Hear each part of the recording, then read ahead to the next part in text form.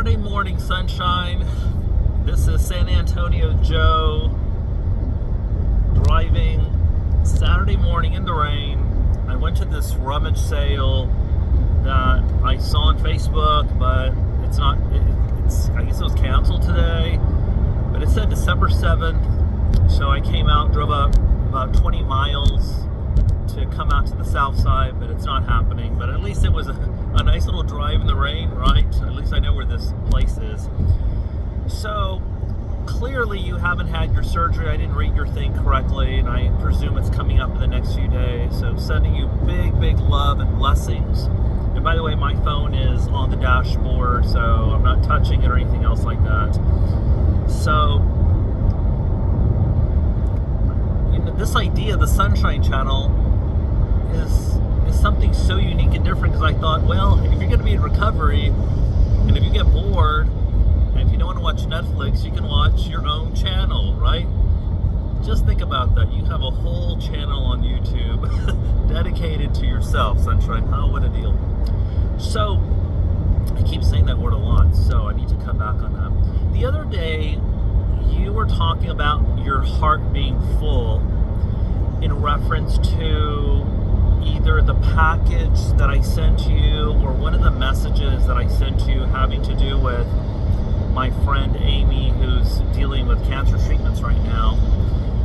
And that struck me as something significant, because it occurred to me that that is really what life should be about, right?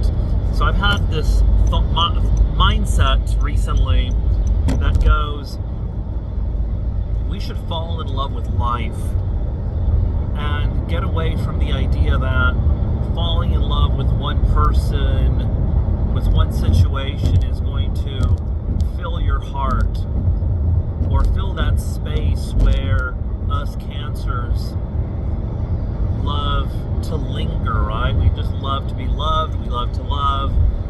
And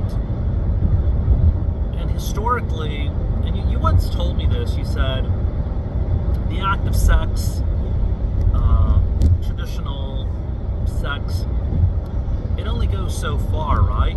And where's the beef, as the Wendy's ad said in the past, no pun intended. Where is the substance? Where is the thing that fills your heart? And I came up with this notion of, what if a decision is made to fall in love with life, you also make a decision to find beauty and love in different types of connections, relationships, love, helping others. And I would argue that the things that you do for the soldiers, in terms of mail, in terms of thinking about them, giving them words of encouragement, and the things that we do for the people in our life, but also just people that work at the grocery store. If you know the person that cuts the meat, and you give them a hookup by bringing them something because it's connected to their home country or something like that. Like, that's a connection. That's a type of love that it's not classical, it's not typical. And let me circle around by saying, I'm just wondering if people like us thrive, elevate by saying, we're going to find those little pockets of love, pockets of giving that will elevate us, that will make us rise and take us to the next level of being high in life, right? Because the reality is that we have more years behind us than in front of us, and the goal is not to sit in front of a television and watch endless, maybe mindless sitcoms and stuff like that, because I think these television companies are trying to turn us into these robots, right? And one of the great things about sports is about achievement, human strength, using your mind to do incredible feats on the playing field, etc. That is really cool, because you can tell that this person put in years and years of effort into this practice, and that's exciting to see. And that tape that I played for you by Marianne Williamson, it's from the 90s, and I've kept these cassettes, and they're speeches that she gave many years ago, and they're great reminders that we have to take that energy that we have and find little outlets, find little places for that energy. Because you're like Wonder Woman, I'm like Superman, in the sense that there's this well of water that keeps bubbling up, right? And we know that water will help others. And I feel that by taking buckets of our excess water, because that's really what it is, as it's bubbling up, it's overflowing, and we're like, oh, we've got all this love, we have all this energy, we have the ability to help others and make people happy. And at least in my case, the bubbling up comes in the form of creativity, right? So for my friend Amy, what do you tell a person who's going through this, person you love very much and you know they're struggling? So I thought, I know what I'm going to do. I'm going to make a copy of her picture, put it in a frame, and have these people just say, we're with you. We're complete strangers. We're with you. We love you. We're praying for you. And that's a gift, right? Because as you saw in her comment, she was touched by what I sent her. And that's a gift. But it's also a challenge, because we feel compelled to do this all the time, or whenever we can, because these are gifts from God, right? The gift of compassion, the gift of caring. And even with the two packages, the care packages that I sent you, yes, I physically sent them to you, but I almost feel that the Holy Spirit just worked through me and said, Sunshine is going to need some little packets for her makeup, her stuff, and I'm going to provide them to you, okay? Because these were provided to me. I don't exactly shop around for these little bags, but God said, here you go. And she might get a little warm. Send her a fan, because you found one the other day. And send her a little back scratcher, one from Pumpkin, in case she itches and she's going to be tempted to stretch over. And these things, these little jewels, were sent to me by the Holy Spirit, and God said, send them away. Sunshine needs them, and only you can provide them, and only you can put a smile on her face by gift wrapping these vintage little items. And oh, by the way, here's a notepad with Jesus' face on it, and as a reminder that she has work to do. Because if you think about it, a notepad is an opportunity to do the God's work.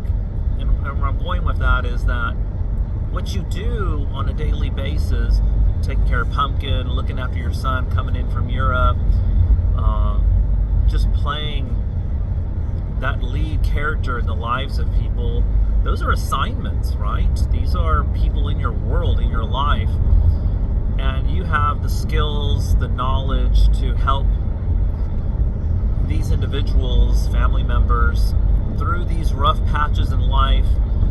And it's a gift, and it's a skill to be able to do it gracefully.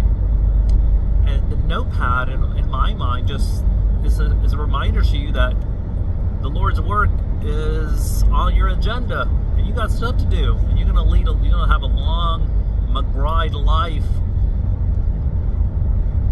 because of that, because it's going to keep your endorphins up, it's going to keep your energy going, it's going to keep you motivated, it's going to keep you smiling and active, and it's going to fulfill you, it's going to fill your heart.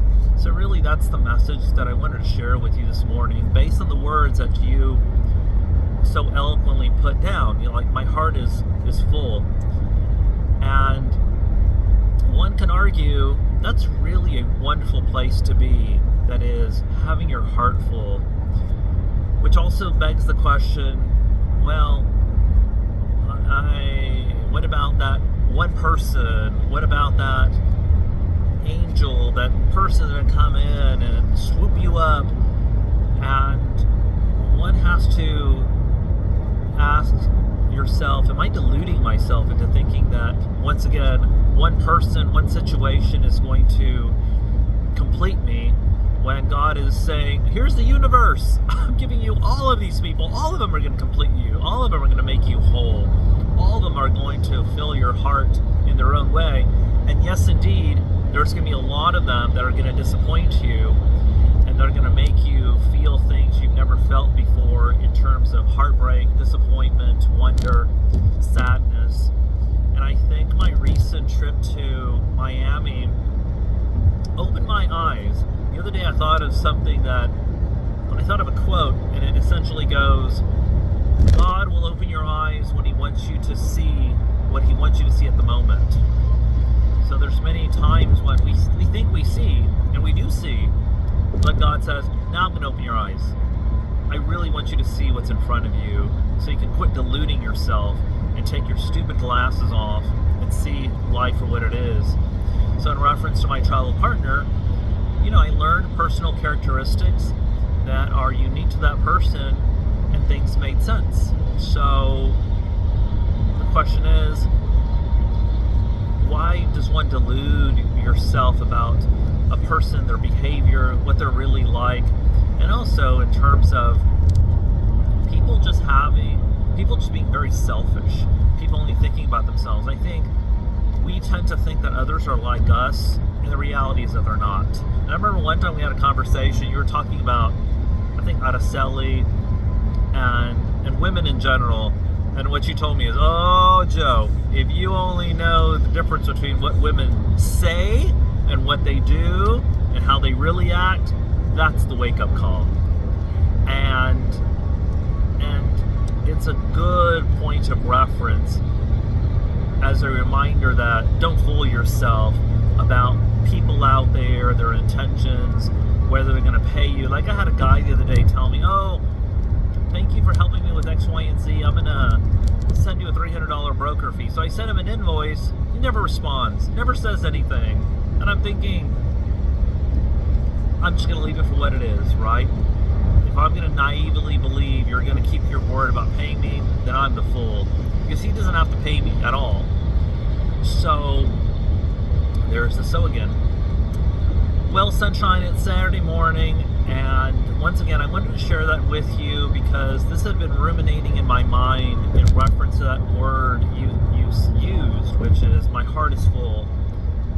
And in retrospect, as I contemplate that word, I think that's a good way to live your life. How are you making your heart full on a daily basis? Could you make your heart full by doing something nice for someone, running offense in a situation out there, or just finding ways to do the Lord's work, whether it's encouraging, helping someone, business-wise? Because what I do, a lot of what I do is helping people find these solutions to challenging problems that come about. And that's an assignment. That's like God saying, I'm giving you the tools, the assets to make this happen in terms of mind, power, etc. So go do the work. Go do my work. That's what I've been thinking about this Saturday morning, sunshine. Thank you for your note. You don't have to respond to anything during these unique, challenging days. Just know that I'm thinking about you, praying for you, and I just love the channel because I can chat with you. And I owe the platform, right? So I'm having fun with this. Never thought I'd ever do anything like this, but it's working out well. And this is so cool because, like, if something comes to mind in terms of an idea, a concept, I can share it with you, and it's all courtesy of YouTube/Google. So thank you, Google, for making this happen and allowing me to have the one and only Sunshine Channel. Oh, by the way, so this is a good opportunity for me to tell you that we had talked about you documenting your life, and I'm going to tell you, Sunshine, that I think the written word in 2024 is not as powerful as video documentation. So I'm going to make the argument that create your own YouTube channel where you can talk about the McBride family of Florida, you can talk about your mother's legacy, you can talk about things you learned in the military. And I see these as gifts to the world because you have a great story. You may not think that, you may not believe it, but I think you have such a great, loving story that would be an inspiration to black women and black men also out there, but mainly black women, because it's a story of resilience.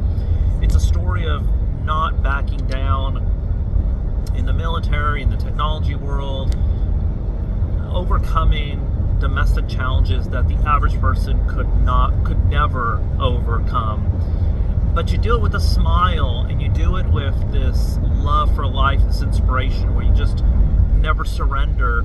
And that right there is something that we need to remind our kids of, that these hits are going to happen, these challenges are going to come about, but how you deal with them, how you manage them is so significant, so powerful that you can lift up others in their challenging moments.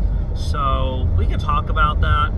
And there was a part of me that also thought of creating a Zoom style